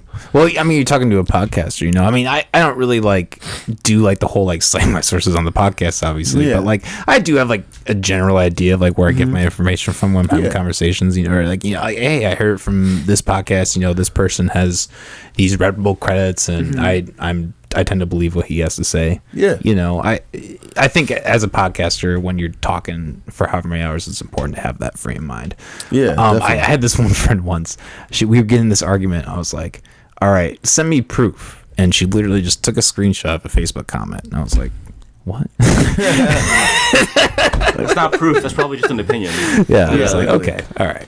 We're done. We're Things we hate, just things I hate, I guess. Yeah. Fuck. I don't know. I just, for me, I probably just hate like disrespectful like people. You know, like I was like raised like like by Mexican like very Catholic household. You know, like and even like in Mexico like in general, just like respect is like a very big thing. So it's like if I just met you today and you're already like being a little bit too pushy or just like thinking like you're like pushing your boundaries like too much, in front of me, then it's like you kind of like don't really have the right to do that because like we just met. It's like kind of like. You need to like give yourself time to like open up to people. You know what I mean? Yeah. Like even you, like I just met you today, but you're probably not gonna like just overstep your boundaries a little bit just because it's like I'm just trying to like keep it respectful. Like for Exactly. me, it's like it's all about respect. Like if you respect me, I respect you. And that's how it is. Always. Yep. 100%. Yeah, I think that's an important one for me too. Boundaries. Like I go to community college. It's called DMAC, and like I don't know. At community college, it's crazy. The teachers can be a little off, and the students. I feel like that happens a lot of times. Like sometimes, like people just like they won't have like a general like they don't understand. Like I'm literally just here to get my education. Like, I'm getting my degree. Don't fuck with me. I was in class and like we had a sub, and he's like, partner up. I'm like, nah. Like, do I have to? I was like, better about myself. This is composition 2. Why the fuck am I having what class the fuck? discussions? And like the give me the sub like assignment. walks up to me, he's like, "Wait," and like I was like, okay, but like I still didn't. It's like get out of my That's face. so funny. Yeah, literally. And he doesn't care either. He's just like, all right, whatever. You know what? In high school, sure, I'm trapped here, but I'm paying you, motherfucker. Like, No. I'm glad you said that. Yeah. Bro, the most, I think back, the most boss shit I ever did was go to class after I had already made the mental decision that I was going to drop out. Now, let me tell you. Tell me about that. This was crazy because I went to Briarcliff University, which is when I was in like South Dakota. I played football there. Then I transferred. I played like my freshman year there. Then I transferred to St. Ambrose and played spring ball because I transferred in the same year. So I played the new guy routine twice, which was really cool with the girls. It was very easy. New guy on campus twice. Come on now, it's too easy. Clean them up. Anyways, no, dead ass. She was just throwing that shit at me, bro. That's hilarious. But look, I was, I remember, fuck, I forgot my tangent. I said, St. Ambrose. St. Ambrose, Yeah, I was at St. Ambrose, and I remember being like, this was like, I started making music in my dorm. I started freestyling with the boys like back in high school and stuff, but never was like, oh, I'm gonna be a musician, because I thought I was like instantly like admitting like, oh, you're gonna be broke the rest of your fucking life. You started recording on your laptop. Yeah, I started recording, but it was still really good though. Like, yeah, you were recording like your ad libs and stuff like that. Like literally, I had to like punch in like, yo, did that one sound good? Oh fuck, because it was like a latency. It was all delayed and shit. I was using like Xbox 360 headphones, but I remember I was like, I'm gonna do this thing, because I posted a song and it was getting like, it was like 30,000 plays, and I was like only posted like a week, and it was like all the kids in campus like, and they sent it to their friends, and I was like, holy shit, like I was feeling myself a little bit. I was like, fuck it. I ended up getting arrested because there was a party in the next dorm room, and we shared a bathroom, and they all ran through the bathroom into my room. And I had a little bit of weed in the fucking backpack. And at first I was trying to play it smooth. Like I was like, oh man, you guys are ruining my sleep. And I fucking tried to leave with the backpack. And then the goo was like, yeah, man, we got to check your backpack. And I just conceded. So I got a fucking petty little drug possession charge back when I was 19. And so I knew I was going to not receive financial aid the next year, which I was on full ride scholarship for football, but I still, that paid for like my dorm and my books and shit. Yeah. So I was like, all right, like, well, I'm not going next year. I still got, my scholarship's good for this year. I'm about to just learn everything I can fucking learn, because I'm going to start a business one day, or I'm going to be a full-time musician. So I went from, I was an art major, I was a graphic design and communications major. So I kept the communications class, kept the graphic design class, dropped like composition, English, dropped all that shit, did like business marketing, music theory, like all the things that I was like, all right, I need to fucking get as much from you fuckers as I can. I'm going to use the computer lab. I'm going to like work on my first album. Like I did all that stuff at St. Ambrose. That's smart. That is man. Because I was in the classes, but I didn't do any homework. Didn't do any. Like I read it, but I'm like, I'm not. People do the homework to get the grade. I don't care about the grade. I know I'm not coming back. Just like the knowledge. So when and it was so crazy. That's what college should be for, by the way. Exactly. No. It's crazy. What's crazy is that it took me realizing I didn't want to go to college to actually use college for what it was for. Because the moment I knew that I was going to eventually not be here, I knew that I had to get the knowledge. So I'd be sitting in the front of my classes, because I'd be like, because my theory was, oh, I'm about to go learn how to post a press release, because I need to do that for my album. So as soon as it started to fall in line with things I was passionate about, front of the class was asking questions that I was never asking before, writing shit down, but in my way, for me, not for you, right? And then they'd be like, we don't understand, like, why are you showing up, but you're literally failing? I failed every fucking class my sophomore year of college, every class. I think before I got arrested, I was passing pretty much all of them except for music theory, because I never showed up, because it ended up being like not as good as I thought it was going to be. It was fucking boring, all that. Yeah. So I ended up failing all my classes, but I was at because it's hard to fucking fail at a small college. If you show up every day, you're passing college. You fail because you don't go, and then the teachers don't fuck with you, and then when you fail, they're like, yeah, good riddance. But if you show up every single day, you're asking questions, you're engaging, that teacher is going to make sure you don't fail. I don't give a fuck what anyone says. Now, these higher competitive schools might not cut it, whatever. But if you're at a Briarcliff University or St. Ambrose, College, like, just people want you to fucking graduate, bro, So they were like, we want you to what the fuck? Like, they were so fucking baffled. They're like, you're answering all these things right, you're taking all the information, but you're failing everything. I was like, oh no, I'm just using this information for me. But after I had that talk with each teacher, they were like, or the professors, they were like, damn, like, we actually respect you more than like the latter, like you coming only because you feel like you need to for your football scholarship. I was like, football season's over, like I'm here till the next semester, but that's it. Like I'm about to take everything out. And so I used that to, like, as soon as I left, I started doing hip hop shows, started marketing, because I knew how to make flyers, I knew how to do like graphics, I knew how to do all those things. So I was like, fuck, like, like I can utilize this much of it right now, but I still needed to like do other things. YouTube University, like I said, just like searching everything. Yeah, man, that's so inspirational, dude. And I feel like because like your time literally got cut like to like 1 year, and then you're just like, all right, let me only get the essentials that I need. Yeah, because I was able to switch on my class. They were like, if you switch your class, you're not gonna get the credits. I don't give a fuck about the credit. Just put me in the next class. Like even if they're like 3 weeks away from a test, I don't care. Like take me out of drawing one, because I can draw better than all these fucks. Take me out of drawing one. Put me in advanced music theory. Put me in art history, because I wanted to like double down on like why I like these certain styles, and what's the difference between Baroque art and Victorian homes and ranch style homes, architecture? What's the difference between a contrasting color and a complementary color? Like, you know, what does that mean, like, actually? And apply that shit to my album covers moving forward, apply that shit to my movies, or I knew I wanted to create these things, and I knew these were the things that were important, because all I would do was watch interviews of people that were great, and they would say these things are important. So I'd be like, oh, okay, if they say they're important, then they're important to me too.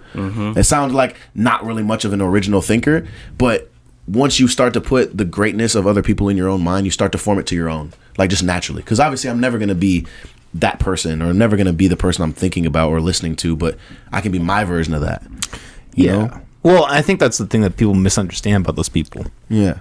It's like they're I mean, they have influences, sure, but they're not like trying to be like somebody identically. Like, they are like the people who are successful and like idolized in that form, like it's because they are themselves. Yeah, exactly. You know? And they're doing the one thing that no one else can be. I say this all the time. It's like, why would you want to be somebody else when that person's going to be better than you at that? So you instantly make yourself number two. The moment you copy someone, you instantly make yourself number two, because you'll never be them better than them.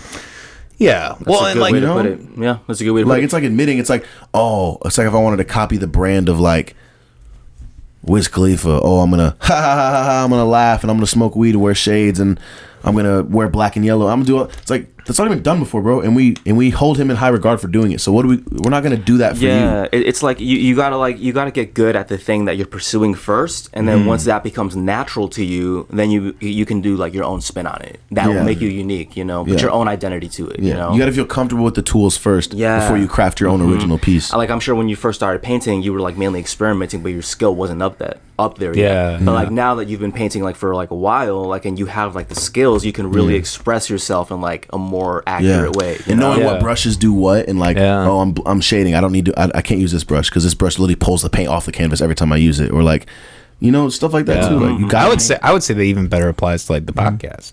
Yeah, you know, definitely. like I'm at a point now, like, you know, obviously this interview's been more about you guys, but like I feel like I have shows where I can just, you know, go off the fly and be edgy, you know, and like that wasn't the case episode 15, episode 20. You know, I was nervous and like having people over and like we were like getting through it, and I was like, oh, what do I talk about, you know? No, but it's much more natural now. Yeah, because it's like a gear. You got like a muscle memory for it now. Exactly. And it switches up to like the feed of like what your audience is looking at. It's like, oh, okay, you're interviewing somebody else. You're interviewing somebody else. Oh wait, it's a personal one with just you. What do you have to say? You know what I mean? It's like you switch up like the formula. Exactly. Well, and you know, I think trying to find variety also is a lot goes with to that, you know. It goes to that thing, like, you know, present yourself, present what you do well, but present it in different ways so people don't get used to you. So I didn't mention this, but I'm actually a video production student. Oh, nice. Really? Yeah. Hell yeah. Wow, hell yeah. That's awesome. That's what you're studying in college then? Yep. Sweet. So I got this is my third to last semester that I'm on right now. Hell yeah, bro. What do you want to do with that? Like what field do you want to get into? So I don't really know for sure yet. I'm really looking at editing. That's kind of my main thing. But I also want, you know, I want to apply those skills to the podcast, you know. Yeah, of course. Yeah. I think having an associate's in video production would help a lot with having a podcast. You know what I mean? Yeah. That's some backbone to that, right? 100%. And if you ever want to do like a spin-off like show, like if you wanted you're doing a cooking show, I don't know, like, but you know, like from studying, you know, other types of, because I'm sure you study lots of mediums in that class, like different types of videos and different types of production. So it's like now you have a better grasp on, like, you know, this is pretty standard format, stationary cameras, but like once you get into this something where it's like a cooking show and the cameras move with the person cooking, like those are things that you're gonna have a leg up than if someone who didn't have that wants to start branching off. So I figured, because I saw your Steadicam over there, that little weighted Steadicam thing. I was like, oh, you probably don't use that for the podcast, but it's you probably use that for like other video ventures that you're doing. So that makes sense. Like, you're a video student. That's cool. How do you like it there so far? Like, how's your video program? It's good. You know, I like with any institution or college, I have my gripes with it, but I think the good thing about community college is, you know, it's kind of like how you took college. Like, it's about getting information. Like, you get what you get out of it, what you put into it. Yeah. Because like, opposed to like a big university, like the pressure is just to go to the university, like party, go with your friends. But like if you went to a community college, you most likely went for the schooling. You're not going to community college to like, to party and like to exactly. You know, you're probably going there because you actually want to get the skills that they can offer. Yeah. There. Well, and like, you know, like I'm kind of your guys' age, like 26. Yeah, I'm 26. But like, you know, as within college, there's a lot of people who are like 18, 19. That's the younger, but you know, most of my classes, I can always find at least like one other person that's older in my age, so that's like I have one class where I'm like the oldest person there. I'm older than like 6 years older than like everybody else, so it's like fucking it was that same class the sub. I was just like, dude, fuck off. Like, that's why, because you were already the old fucker, and then the older fucker came over to you and was like, oh, that's so funny. Like, hey. We're not fucking equals. Don't fucking talk. Right? We're not that close in age. You're here for a day, motherfucker. I'm here every day. Right? Like, you're a sub. Yeah. Let me ask you this though: what advice would you have, like, for someone like me or like other young filmmakers, you know, at the caliber that you guys have done your things? Lay it on them, Juan. What do you think, Juan? Yeah, best advice. I would probably say, like, what's your end goal? Like, what do you picture? You know, like 5 years down the line. You know, like 10 years down the line. Like, what's your end goal? Like, tell me real quick, and then I'll be able to, like, maybe give you, like, my 2 cents of advice. Like, you're talking about asking me? Yeah. Or, just tell me. Like, personal. Yeah. Well, like I was gonna say, like, I think I would like to be an editor. I have done some music videos. I've done music videos for myself, and you know, talking with other people. And when you make music videos for yourself, do you like sing your music too? Is it instrumental? Like, you do like vocals as well? Oh, well, I'm a rapper, so I do some of the yeah. beats, but you know, obviously lyrical. I don't really do any singing or anything like that. Okay, so you already have a huge advantage in the sense that, like, you shoot your own content as an artist, you know. So therefore, you are only going to present yourself in the way that you allow yourself to be, which is probably going to be like your most accurate way of presenting yourself, because it's your image. You're working on your image. It's like you're chiseling yourself out. In terms of like being an editor, I feel like you're already doing what you're supposed to be doing in terms of like shooting your own videos and getting better with like what you have: an iPhone, a GoPro, and a Canon camcorder. You know, that's 3 angles. Like, you have like variety now to like maybe do different angles, you know, for like your projects. But yeah, I would have fun with that in editing, you know. No, yeah, literally. I was looking through your page. Yeah.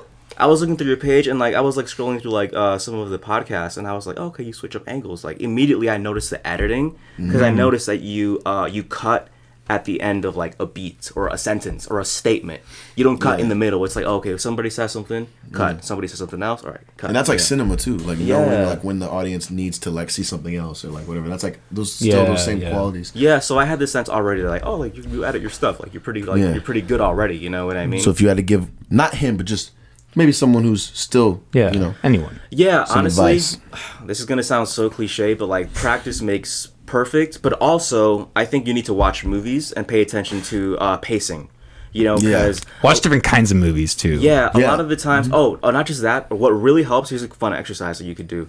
Next time you're watching a movie, hit mute and then just watch the image. Oh, interesting. Yeah, just watch the image. Yeah, you instantly are gonna focus more, because you know how we do like senses. Like, if you're focusing on your eyes, like you lose your hearing, you like gain eyesight. You lose your eyesight, you gain your smell. Like, it's the same thing. When you're not having to focus on the audio, you're gonna notice more things with your eyes. Yeah, so that's and then very true. Think about it from like a pacing perspective. Like, how long did they hold the close up and then maybe did they start with the wide, move into a close up, or did they like move into it? Did they cut into it? You know, like after the scene is done, do they like cut back to the wide? You know what I mean? You start to like pick up a flow of like how a scene starts and then how it ends, and then how it starts and then how it ends. Exactly. And also like montages as well, like, are basically music videos. You know, so you start to like pay attention to montages. You kind of start to like see how the passage of time is like edited to like be 3 minutes, you know, because you know that's what a montage is. A montage is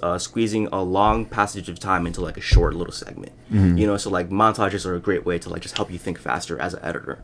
Yeah. Also, when you're editing this, like later on, you have to realize that you're not going to always need every single shot. Yeah. You know what I mean? Sometimes less is more. Yeah. Exactly. That's the advice that I would say. Cool. I like that. Hell yeah. Good advice. You guys have a lot to say. Oh yeah, man. You guys have been good sports. Thank you. No, man, this is a really fun podcast. Like, I feel very relaxed. Oh, I got some advice. Okay. I think I'm gonna make mine a little more general, because you went specific, so I'll go general. Just like balance it out.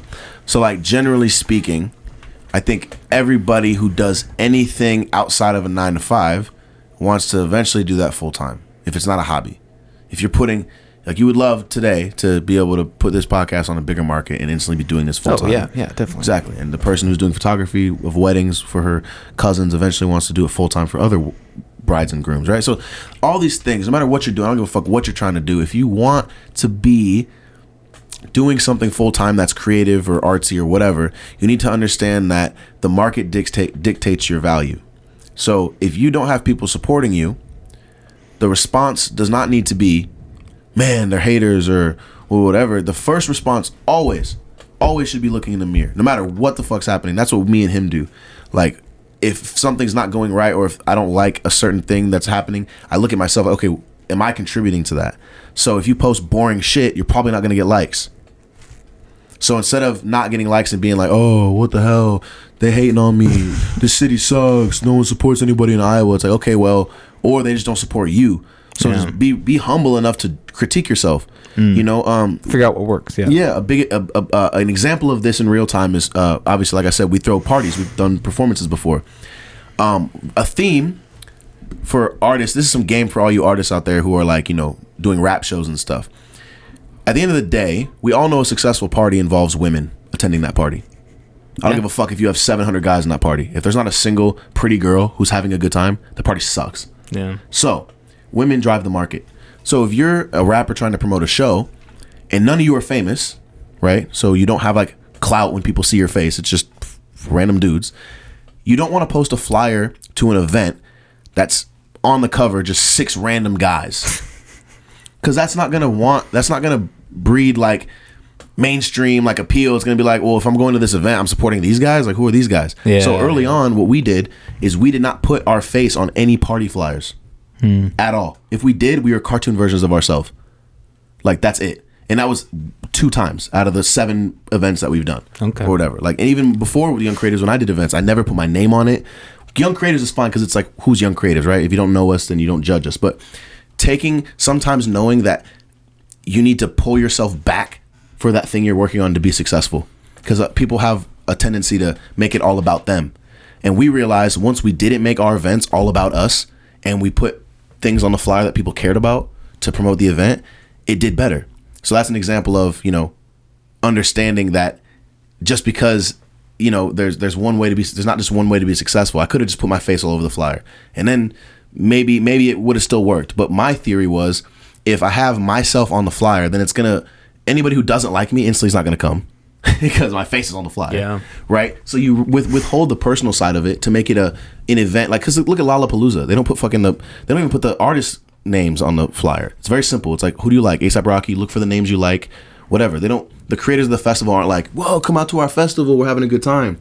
So early on, like, just to sum this up, early on, you're going to feel the need for everyone to see you and to see your worth and for you to get the credit.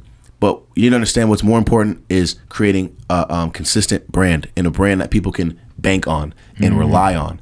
We've done enough shows now where we've done Sandfest 1 and Sandfest 2, which was an all-day sand festival. The first year we had like 450 people, and then the second year we had 600 people. We hope to have fucking like 1,000 people this next summer. I'll make sure I get you some tickets, bro. Cool. It's going to be lit. Awesome. Thank you.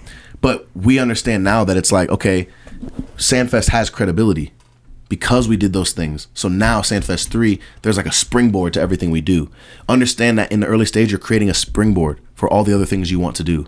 So do you want that springboard to have rusty springs that are built off your ego and always looking good every time? Or is it built off of you connecting with this person, or you networking with this person? So even when something's not going good for you, well, at least you have this lane and this person that you work with, and then there's this connection. Like if you make the springboard that you're trying to launch yourself off built off of insecurity, it's going to always fail. You need to build it off objective, like, looks in the mirror, like looking at yourself and being like, this is why this didn't work and I need to be better. And then actually be better. Don't just think, oh, I deserve it, so it should work. Because no one deserves anything. You earn what you get in this world. No one deserves a fucking thing. Yeah, that's how I see it. Going back to your example about the flyers and like not putting like, you know, just like the rappers in there and like no women and stuff like that. That's a great example. You know, it's literally as simple as like, you know, when you're at the movies and you literally see like all the flyers and you're like, okay, let me see which movie I want to see. It's like expectations. You have expectations of like what movie you're going to see. Like, I don't know, Batman Rises. Yeah. You know, you were expecting to see Batman, you know, kicking somebody's ass, you know. You go to see a cowboy movie, you expect to see like, you know, gunslinging, shooting cowboys and stuff like that. Same with the flyer, you know, like you want to like give the vibe in that flyer because that's what people are going to see. It's like, okay, what am I going to expect if I go to this party? You know what I mean? If you post a a bullshit flyer with everyone's like crappy Photoshop, and it's like Times New Roman font. You can't even read it because it's like the same color as the background. And that's like, me personally, I've never went to an event with that type of flyer and had a good time. Like, I'm dead serious. Like, hell no. And the only time I did have a good time is if I chose to just get drunk and ignore that it was a shitty event and have a good time with the other people I was there with. But as far as like the event, like, I'm just being honest. Like, you know, like a lot of people, and I'm speaking more to like people in Iowa. Like, people out of Iowa, they pretty much got the flyer game down. This is like mediocre stuff. It's like basic stuff we're talking about here, but it's just presentation. Sometimes you're gonna have to sacrifice what you truly want to do for the presentation of your company or your brand, and that's just what it is, you know. Like, there was times that I couldn't even go outside because I didn't have a haircut and I didn't want to be like looking all bummy. I just released the album. I can't just be seen looking all fucking scruffy and bummy and shit all the time. It's just like, well, fuck. Like, it's not really my brand. If my brand was to look scruffy and bummy all the time, then I'd look scruffy and bummy all the time. But like, it's, you know, once you set up an expectation, you understand that people are going to expect that. So if you can't withhold that expectation, then don't have that be what you're known for then. Like, don't start with as a funny podcast and then be like, oh, I'm going to get serious after episode 200. Like, well, what the fuck? You know you're going to lose all your fans, right? Like, because you've built a brand. Consistency is key. Yep. Definitely. Yeah.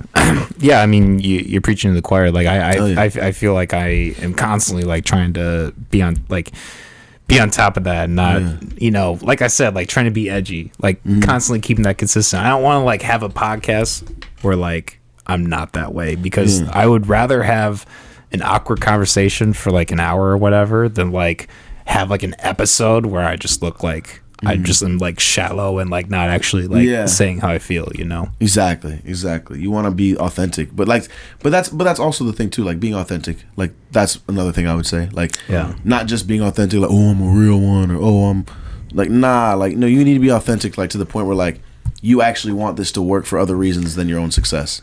Have a message, have some type of like goal. Like, when we were talking about how we want to, like, you know, pave the way for other young Mexican and black filmmakers to be like, hey, that's an option. That's like the bigger picture, right? That's not something we think about every day. Like, it's not something we think about all the time, like, realistically. But if this legacy goes the way we want it to go, that's what will happen. So thinking about those bigger things also make it easier when pressure's on, or when you're feeling like, because everyone, even us, like, no matter how successful you are, you feel self-doubt. Like, is this movie good? Oh my god, I don't want to release this. It's probably we're gonna hate it.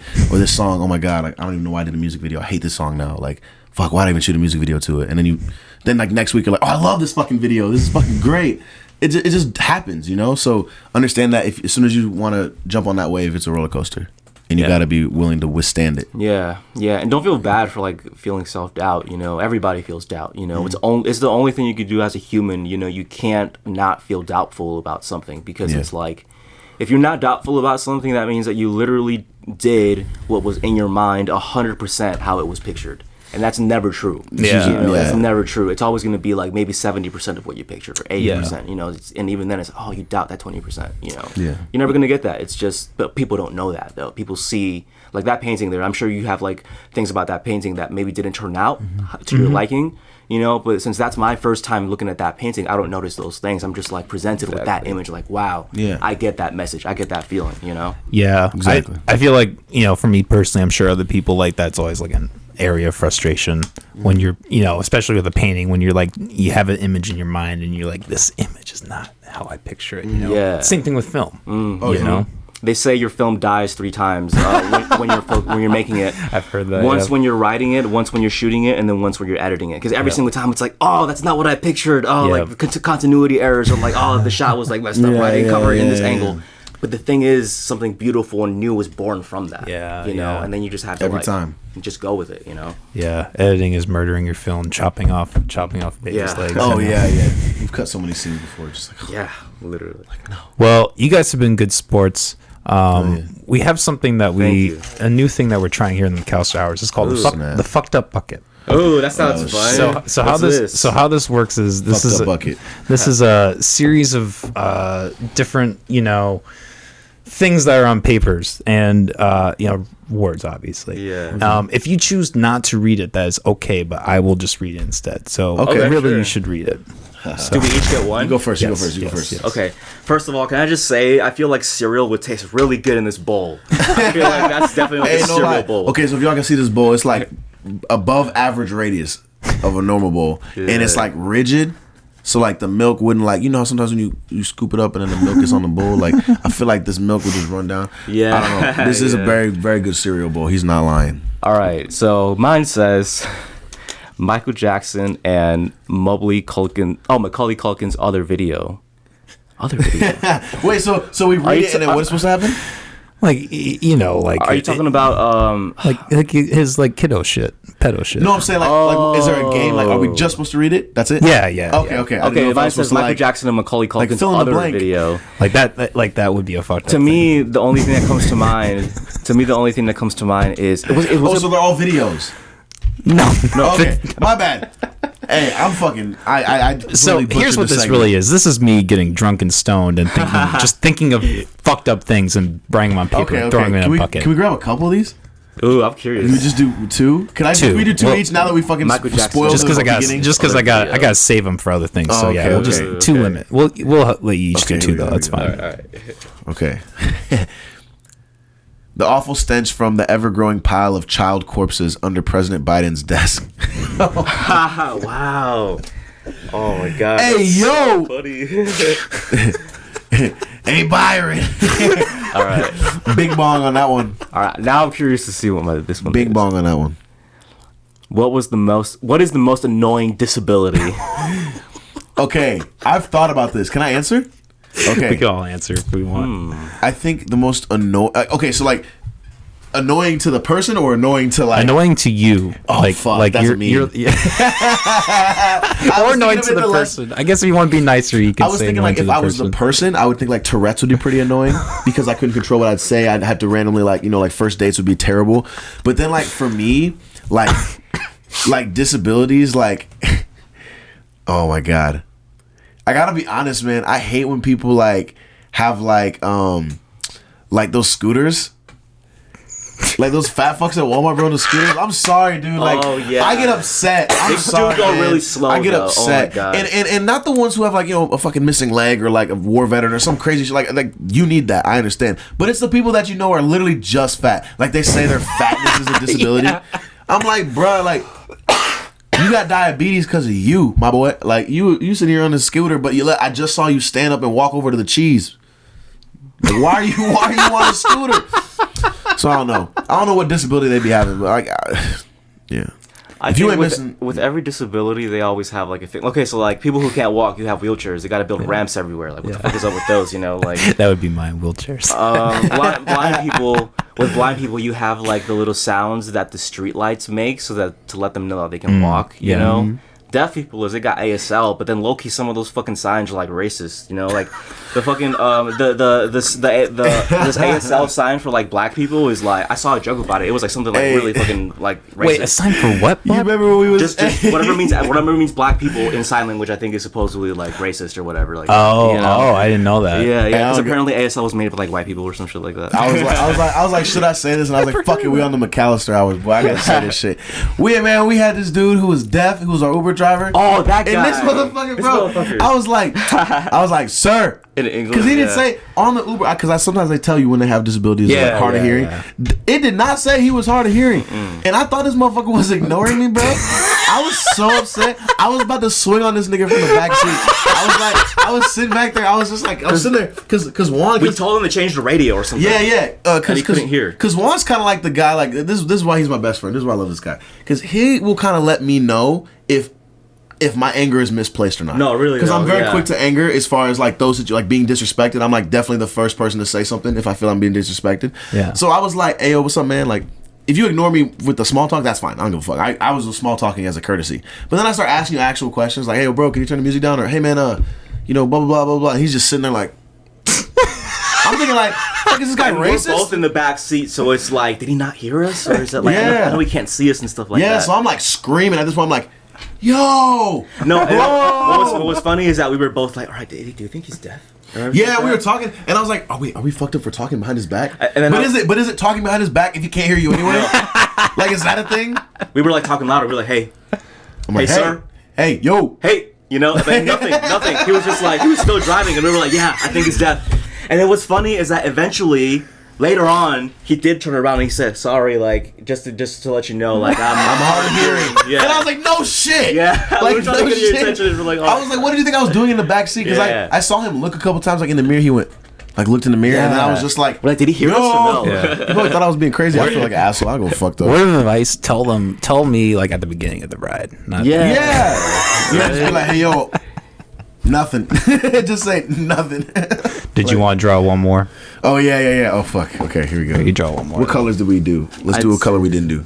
Oh, there's only 3 colors. Okay. You did the white one. There's no correlation with colors. So. I know. I just like do a pink one. Weird. Yeah. Pink one. All right. Here we go.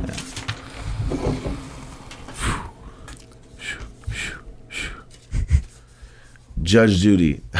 Okay, so this is fuck one, kill one, marry one. Fuck, kill, marry. All right. Judge Judy, Martha Stewart, Michelle Obama. All right. Right off the bat, I'm a wife Michelle Obama. Yeah, that's an obvious one. Definitely. Hey, so I feel like a lot of people would be like, okay, Martha Stewart's way sexier than Judge Judy, right? Like, just like if we had to like face value. But I feel like Judge Judy would suck a mean dick, bro. Yeah, right. She would literally give me the neck of my life. I'm gonna fuck Judge Judy. I'm gonna kill Martha Stewart. Because I can cook, bitch. I don't give a fuck. I can cook myself. We both cook. So Martha Stewart, you can take your cooking. Michelle Obama, wifey, because, you know. Yeah. Cocoa butter, black woman, you know what I'm saying? I love me on some of that. But Judge Judy, she'd be so bossy, but I feel like she's a sweetheart. Yeah. Like when she's not on like TV. Yeah. I say the same thing. Fuck Judge Judy, kill Martha Stewart, marry Michelle Obama. Literally. I mean, damn. shit, Judge Judy. Because I'm not marrying either one of those crazy ass old white ladies. Like, let's be honest. Like, marrying Judge Judy, that sounds like a fucking nightmare. And then Martha Stewart also. Yeah. Like, I'll probably go to jail. This is the girl like evaded her taxes and shit. Yeah. She's gonna fuck my money up. Michelle Obama's good in like every area. She's like fucking New York Times bestseller and shit. Judge Judy can send this Get my dick money to an up. orgasm. I'll get my money up with Michelle. I think I'd fuck Michelle Obama, marry Martha Stewart, kill Judge Judy. Okay. But if you kill Judge Judy, she's affiliated with the government, so you are fuck gonna the get. Fed. All right. Is she really a judge? Fed case. Is she like really a judge, or is she just think- like a celebrity? I think there's levels I think of she's being a judge. barely a judge. She's a judge by like She does by small documents. claims. Literally. Okay, I got one here. Okay. Jesus Christ. Well, this one doesn't even apply to me, so I'm just gonna leave it. This one. It's specifically for the guest, which is not me. You. Well, that is true. Good TV show. Good TV. Yep. It's a very good show. Yeah. I like that show a lot, actually. I think the newest season kind of fell off, though. You think so? As good. Yeah, I didn't. I've heard watch people the- say that they really like the new season because like the New Girl Love or whatever. Yeah, but it was weird. predictable. Yeah. Because as soon as they were like, oh, they're both crazy, then it's like, okay, well, they're going to do some crazy shit. It should have been like more, because it should have been more like they're both trying to not be crazy. Because they'd be like, oh, they're kind of trying to be normal, but then something would happen. And it's like, why the fuck? That was your first response? You're obviously not trying to not be crazy. What I didn't like is that both of them are so good at controlling their impulses until they're not.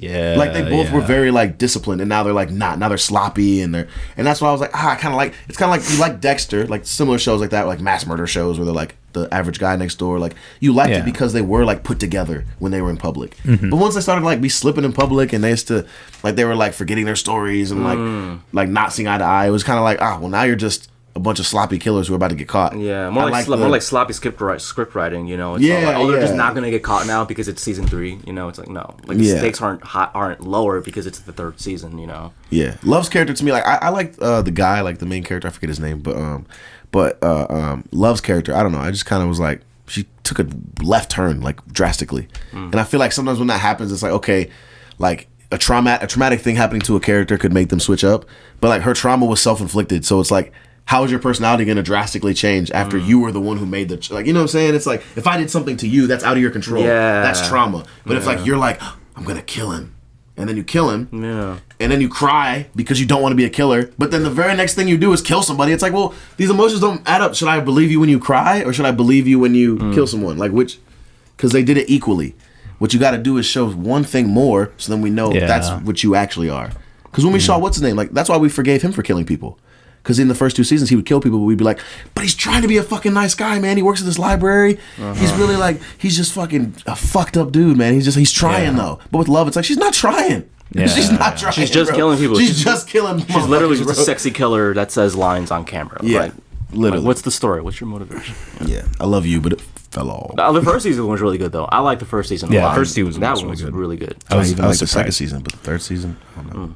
Let me ask you this, just general, like what you guys have watched recently. Do you have any good recommendations? Oh, I mean, not as far as like in the last like couple months, but as far as like just last couple years, Parasite, the movie Parasite that came out, That was super. the good. South Korean film that actually was the first foreign film to win Best Film at the Oscars, the U.S. Yep. American Oscars. Yep. So I think that's like my favorite movie, like that's come out in the last like 5 years, like But hands Bong down. Joon-ho is he is like, amazing. yeah, like what probably the best at like social commentary and class commentary. Have you seen Snowpiercer?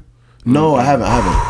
That's by him too, right? Yes, such a good movie. Okay, Like, yeah. We gotta honestly, even better. We gotta watch that. Even better at like social commentary than Parasite. Wow, okay. Because there's like a visual representation of like the elite is at the front of the train, and the back's at, or the poor's at the back, and like they're trying to get to the front. Oh, okay. So the whole movie is like very visual and philosophical. I highly recommend it. It's actually free right now. You can find it. shit. It's on Well, Peacock. Shit, everything's Oh, free. I've heard about Peacock. I got a site. Everything's free on my website. Hit me up in the DM. I'll send you the link. Oh gosh. My burner account, so I don't get fucking.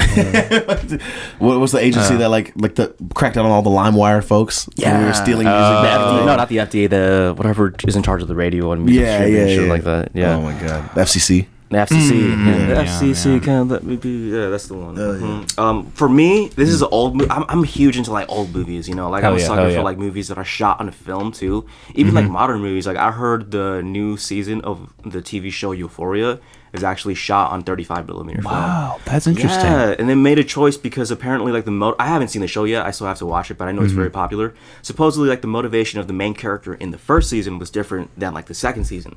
So the directors of that show were like, hey, like I want to make it seem and make it feel that this season is like slightly different than the last because like apparently the character has a new motivation and all that stuff. So they shot on film, and that's really impressive to me. Like especially like in modern age where everything is shot on digital. Yeah.